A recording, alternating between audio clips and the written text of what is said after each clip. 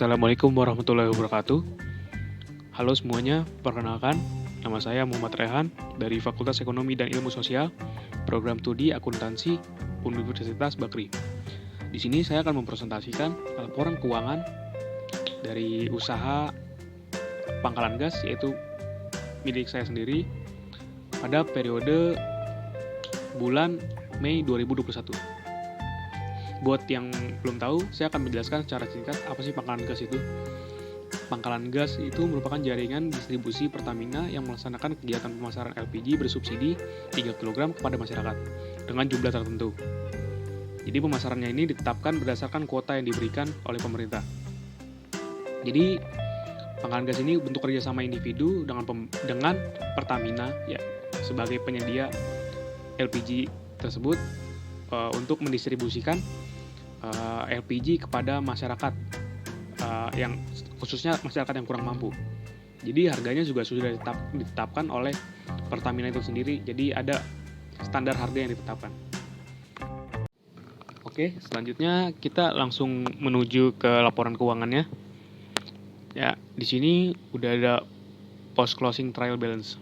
Jadi sebelumnya saya akan menjelaskan bahwa laporan keuangan ini ada beberapa tahapan. Ya, dan tahapannya juga cukup panjang. Dan tahapan pertamanya yakni post closing trial balance. Post closing trial balance itu adalah neraca saldo penutup. Jadi post closing trial balance ini neraca saldo penutup pada bulan sebelumnya, pada periode sebelumnya.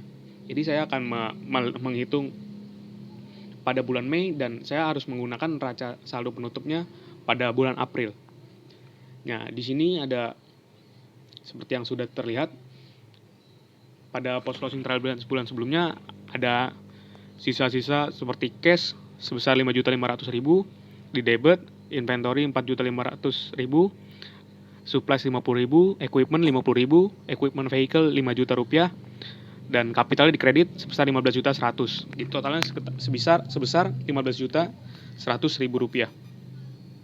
Selanjutnya setelah post closing trial balance ada general journal. Jadi general journal ini jurnal umum. Jurnal umum ini kita menghitung seluruh transaksi pada bulan tersebut. Salah satunya ada di sini seperti cash pada freight expense di debit sebesar 105.000, pada sales sebesar 105.000, lalu ada COGS pada inventory sebesar 75.000.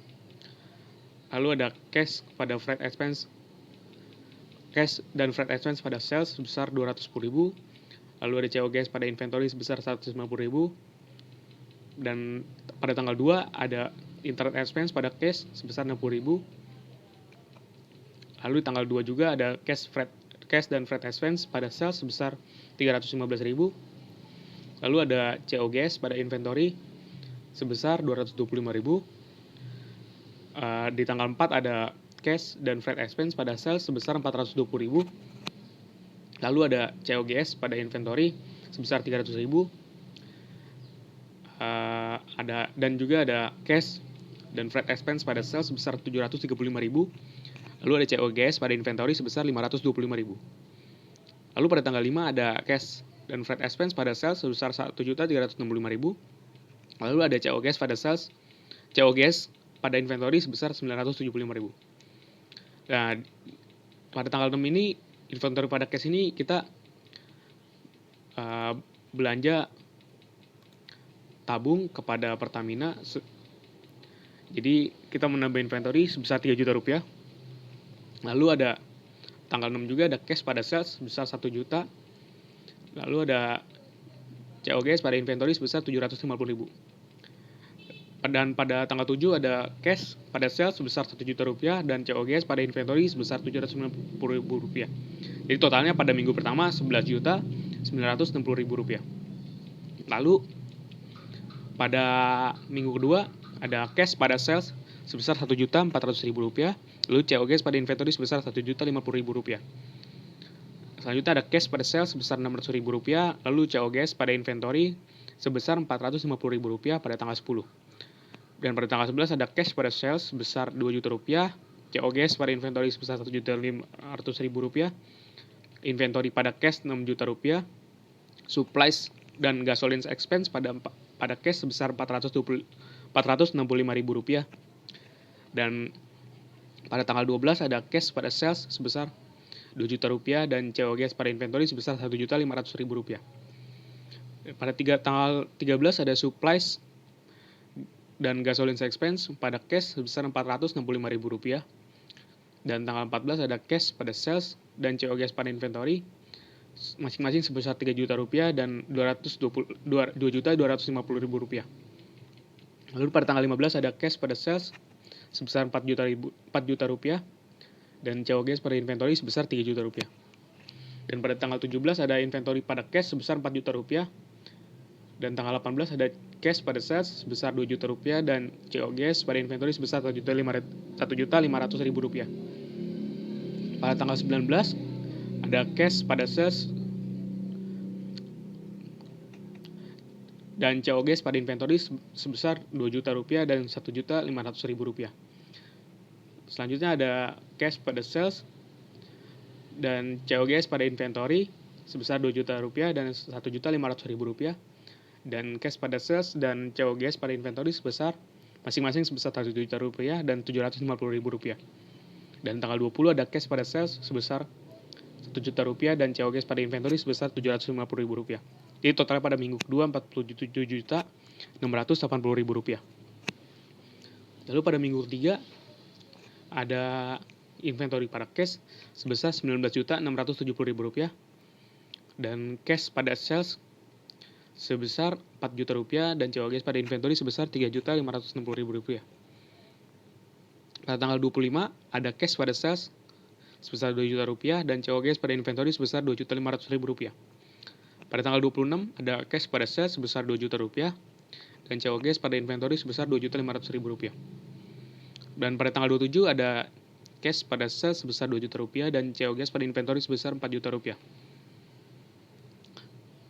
Tanggal 28 ada cash pada sales sebesar Rp2 juta dan COGS pada inventory sebesar Rp2.500.000. Dan pada tanggal 29 ada cash pada sales sebesar Rp2 juta dan COGS pada inventory sebesar Rp3 juta.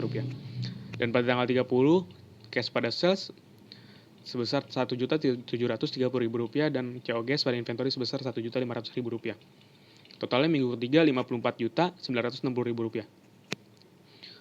Dan total pada jurnal ini sebesar Rp114.600.000.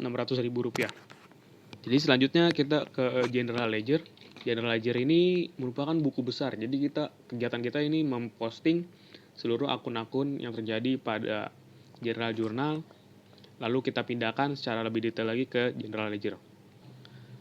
Jadi trial balance ini adalah neraca saldo. Neraca saldo yang sudah tercatat dengan hasil yang ada pada jurnal-jurnal sebelumnya. Ya bisa terlihat sendiri ada cash, inventory, supplies, equipment vehicle, capital, sales, COGS, internet expense, dan gasoline expense, dan freight expense. Totalnya balance di Rp56.980.000. Jadi selanjutnya kita beralih ke adjusting entries. Ada beberapa catatan seperti supplies yang tersisa pada 31 Mei sebesar Rp30.000, equipment hilang sebesar Rp10.000, vehicle mengalami depresiasi Rp1 juta, dan lain-lain. Jadi totalnya setelah kita hitung ada Rp946.666. Selanjutnya kita beralih ke adjusted trial balance. Adjusted trial balance ini neraca saldo yang sudah disesuaikan. Jadi yang sudah dimasukkan dengan jurnal penyesuaian tadi. Ada cash, inventory, supplies, equipment vehicle, dan bedanya di sini ada accumulated depreciation vehicle, ada depreciation expense equipment, depreciation expense vehicle. Totalnya balance di Rp56.666. Dan selanjutnya kita beralih ke income statement.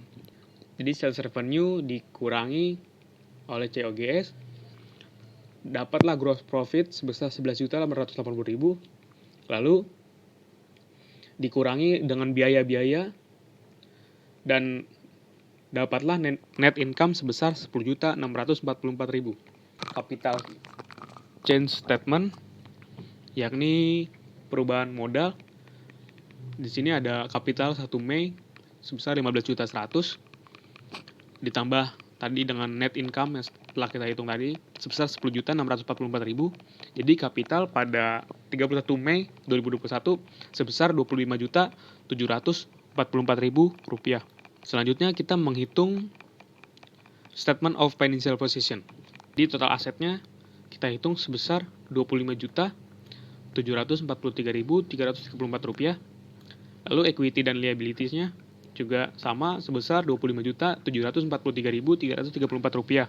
Closing journal ini jurnal penutup. Jurnal penutup ini kita mencatat dan memasukkan semua yang telah kita hitung tadi dari awal sampai akhir.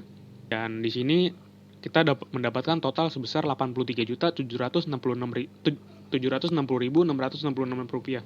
Kita membuat post closing trial balance. Jadi totalnya balance sebesar 25.820.000 rupiah. Dan sekiranya itu saja yang bisa saya presentasikan dan saya sampaikan. Kurang lebihnya mohon maaf. Terima kasih. Wassalamualaikum warahmatullahi wabarakatuh.